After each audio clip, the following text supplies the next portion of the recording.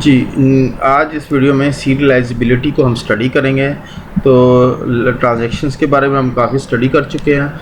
Let's see कि serialisability क्या होती है। When several concurrent transaction are trying to access the same data item, the instruction within these concurrent transaction must be order in some way so as there are no problem in accessing and releasing the shared data items. So basically concurrent execution को हमने last previous video में देखा था कि concurrent execution की जो instruction थी वो कैसे एग्जीक्यूट होनी चाहिए। उसमें हमने एग्जांपल्स देखी थी, कॉन्टेक्स्ट स्विचिंग को देखा था, सीरियल स्केजुलिंग को देखा था और फिर हमने कंकरेंट स्केजुलिंग को भी देखा था। तो बेसिकली सीरियलाइजेबिलिटी में भी हम यही डिस्कस कर रहे हैं कि कंकरेंट ट्रांजैक्शन अगर एक सेम डाटा को एक्सेस कर रही हों तो इंस्ट्रक्शन जो हमने लिखी हुई हैं इन कंकरेंट ट्रांजैक्शन में वो एक must be in a ordered in some way, उनका कोई ऑर्डर या सीक्वेंस होना चाहिए। तो क्यों होना चाहिए? So as there are no problem in accessing a data. तो प्रीवियस में हमने देखा भी था कि हमने एक रॉन्ग कॉन्टेक्स्ट स्विचिंग की थी तो ट्रांजैक्शंस जो हैं उनका रिज़ल्ट ही रॉन्ग जनरेट हो रहा था। वो अकाउंट जिसमें हमने 10% कैलकुलेट करना था उसमें अमाउंट ही जो है वो गलत कैलकुलेट हो रही थी ड्यू टू सम सीक्वेंस और कॉन्टेक्स्ट स्विचिंग जो थी वो गलत जो थी, उसका ऑर्डर और सीक्वेंस सही नहीं था। सो सीरियलाइजेबिलिटी में भी यही बात डिस्कस की जा रही है कि ट्रांजैक्शंस के अंदर जो इंस्ट्रक्शन है उनका ऑर्डर ऐसा होना चाहिए कि वो जो डाटा एक्सेस हो रहा है उनके अंदर प्रॉब्लम ना हो। Current transaction need to be a processed in isolation so that they do not interfere with each other. If one transaction were entirely processed before another transaction, no interference would occur. Procedures that process the transaction so that outcome is same as are called serializable. So that is serializability. It's mean के transaction current execute हो रही हो तो वो isolation के अंदर execute होनी चाहिए। जैसे कि हमने प्रॉपर्टीज़ भी स्टडी की थी आइसोलेशन की, एसिड प्रॉपर्टी के अंदर जब ट्रांजैक्शन की प्रॉपर्टी स्टडी की थी। तो इसका मतलब है कि एक ट्रांजैक्शन जो है वो दूसरे ट्रांजैक्शन को इंटरफेयर ना करे। जब तक एक ट्रांजैक्शन कंप्लीट ना हो जाए तो दूसरी ट्रांजैक्शन जो है वो उसको इंटरफेयर ना करे, इंटरफेरेंस नहीं होनी चाहिए। तो दैट उसकी आउटकम जो होगी उसको हम कहेंगे serialisable. So that is serialisable. conflict serializable क्या? two instruction of two different transaction may want to access the same data item in order to perform read and write operation। दो instruction है और दो डिफरेंट ट्रांजेक्शन की instruction है और उन्हें same data जो है एक्सेस करना है और उसके ऊपर रीड या राइट का ऑपरेशन परफॉर्म करना है। तो conflict serializability deal with detecting whether the instruction are conflicting in any way. Conflict serializability basically क्या करती है? वो देखती है कि अंदर दो ट्रांजेक्शन दो इंस्ट्रक्शन आपस में कन्फ्लिक्ट तो नहीं कर रही, and specifying the order in which these two transaction will execute. और उनका ऑर्डर जो है वो स्पेसिफाई किया जाता है कि वो इंस्ट्रक्शन किस तरह एग्जीक्यूट होंगी in case there is any conflict. अगर उनके दरमियान में कन्फ्लिक्ट है तो उनका सीरियल जो है वो डिफ़ाइन किया जाता है कि ये इंस्ट्रक्शन ऑर्डर डिफ़ाइन किया जाता है कि किस तरह एग्जीक्यूट हों। A conflict arises if at least one or both of instruction is a write operation.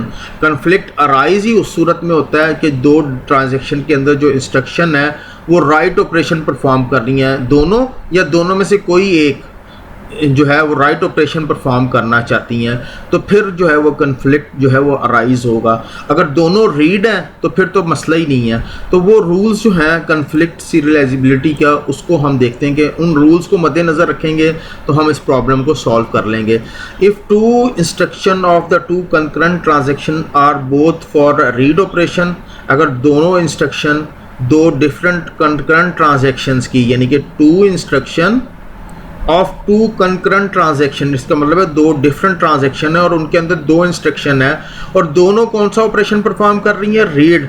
Then they are not in conflict. फिर तो कन्फ्लिक्ट की जो है ना वो सूरत हाल ही नहीं क्रिएट हो रही। And can be allowed to take place in any order. फिर तो ऑर्डर मैटर ही नहीं करता, जो इंस्ट्रक्शन जो दोनों में से जो भी एग्जीक्यूट फर्स्ट हो जाए, सीक्वेंस और ऑर्डर का प्रॉब्लम ही नहीं है। सो that is the first rule. आएँ जी अब next. if one of the instruction want to perform the read operation and other instruction want to perform the write operation, यानी कि आप दो इंस्ट्रक्शन है उनमें एक रीड का ऑपरेशन परफॉर्म कर रही है और राइट का, then there are in conflict, तो कन्फ्लिक्ट है, hence their ordering is important। अब यहाँ पे ऑर्डर और सीक्वेंस जो है वो मैटर करता है। if the read instruction is performed first, अगर आप रीड ऑपरेशन परफॉर्म फर्स्ट करते हैं, it read the old value of data item, तो इसको वो पुरानी वैल्यू मिलेगी। आफ्टर रीडिंग इज़ ओवर, जब रीडिंग ख़त्म हो जाएगी, the new value of data item is written, और नई वैल्यूज़ जो है उसके अंदर राइट कर दी जाएगी। If the written instruction is perform first, और अगर आपने इंस्ट्रक्शन जो है वो राइट इंस्ट्रक्शन जो है वो पहले परफॉर्म की है, then update the data item with new value and read instruction read the new value, new updated value. और अगर आपने इंस्ट्रक्शन जो है वो राइट वाली पहले परफॉर्म कर दी, तो फिर वो डाटा अपडेट हो जाएगा और नई वैल्यू जो है वो अवेलेबल होगी। जो ट्रांजैक्शन रीड ऑपरेशन परफॉर्म कर रही है तो वो नई वैल्यू को रीड करेगी। So that is order. If both transaction are for writing operation, और दोनों ट्रांजेक्शन अगर राइटिंग का है, then they are in conflict, और वो फिर भी कंप्लीट है, but can be allowed to take place in any order. दोनों में से किसी को भी किसी भी ऑर्डर में जो है वो अलाउ कर दिया जाए कि वो जो है अपना ऑपरेशन परफॉर्म करें, because the transaction do not read the value updated by each other, क्योंकि इनमें से कोई ट्रांजैक्शन ऐसी नहीं है जिसने रीड ऑपरेशन परफॉर्म करना है और वैल्यूज़ को रीड करनी है। सो इट्स मीन कि दोनों राइट ऑपरेशन है तो दोनों राइट ऑपरेशन किसी भी ऑर्डर में परफॉर्म हो जाए। However the values that persist in the data item after the schedule is over is the one write by the instruction that perform the last write। इसका मतलब है कि दोनों हैं तो राइट ऑपरेशन, लेकिन दो राइट ऑपरेशन जब आप परफॉर्म कर चुके होंगे तो जो वैल्यू आपको लास्ट में फाइनल वैल्यू जो मिलेगी उस स्केड्यूल के एंड होने के बाद, वो वैल्यू मिलेगी जो आखिरी राइट ऑपरेशन जो परफॉर्म हुआ होगा उसके अगेंस्ट जो वैल्यूज़ अपडेट हुई होगी।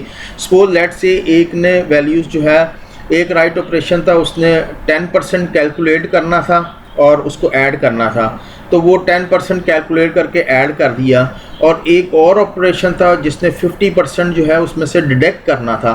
तो इसका मतलब है कि लास्ट में जो 50% डिडक्ट करके जो वैल्यू जो है वो अपडेटेड वैल्यू अवेलेबल होगी, यानी कि after deducting the 50% that is the last write operation, तो आपको वो नई वैल्यू जो अवेलेबल होगी that is 50% less from the original या ओल्ड वैल्यू।